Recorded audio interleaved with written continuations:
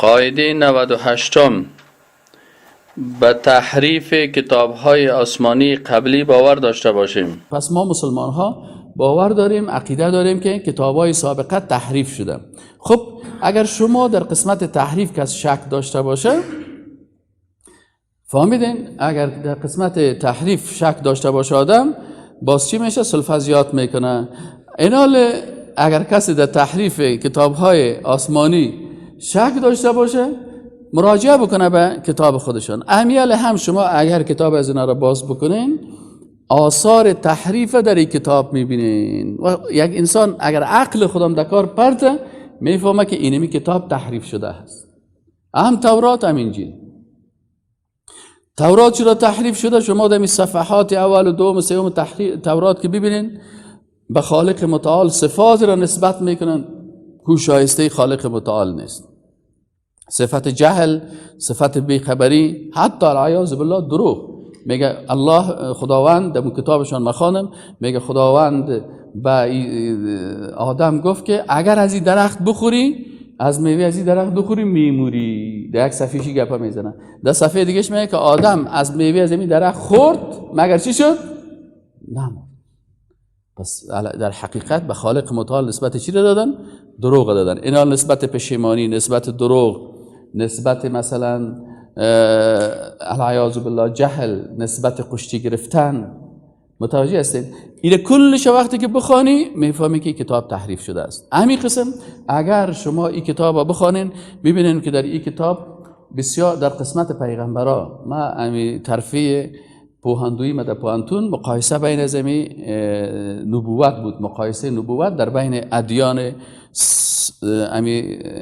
ثلاثه، یهودیت، نصرانیت و اسلام. وقتی که من خواندم، برای پیغمبرها چیزایی را نسبت میده که ما شما به یک انسان عادی نسبت دادن نمیتونیم.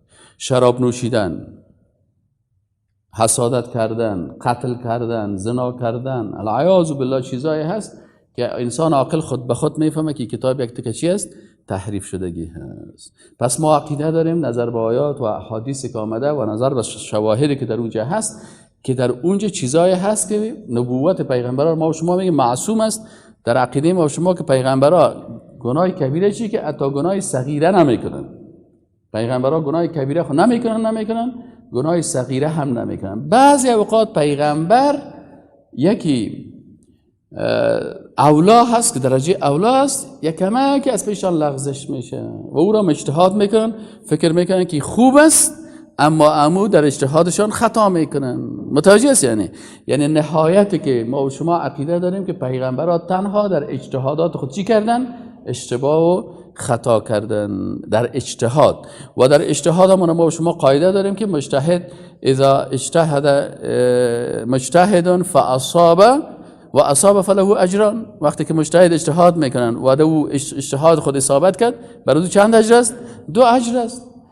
و این اخطأ و اگر خطا کرد فله اجر واحد، بازم یک اجر داره. از این خاطر ما و شما در مورد تمام مجتهدین احناف، شافعی، مالکی، حنبلی، با کل از اینا تو عقیده داریم که اونا چی هستن؟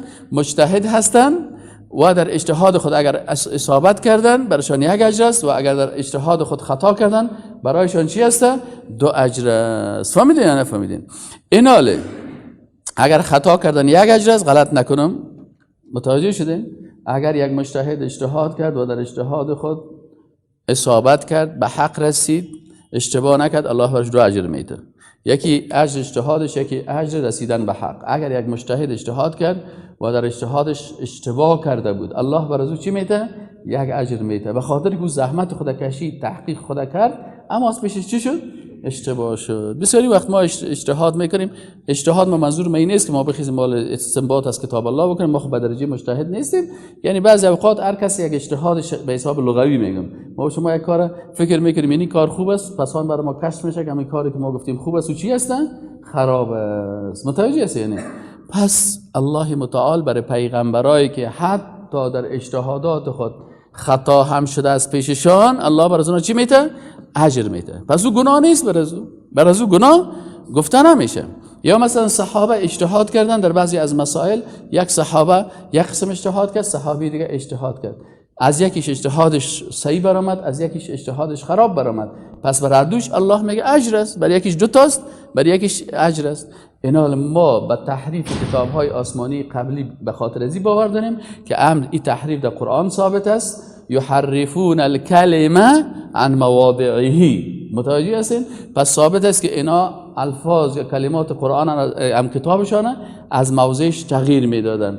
هم تحریفش در قرآن ثابت شده، هم تحریفش در احادیث ثابت شده و همچنان تحریف از این کتاب ها از نگاه تحقیقی و علمی ما و شما میبینیم که چیزهایی که در این کتاب ها هست هیچ وقت ای با عقیده سر نمیخوره. چطور یک پیغمبری را که الله روان میکنه که تو برو برای راهنمایی بشریت، العیاذ بالله و پیغمبر زنا کنه یا شراب بخوره یا مثلا سرقت بکنه یا چی بکنه، پس مردم وقتی که او این کار کرد دیگرها باز خیلی از دیگرها چی گله هست.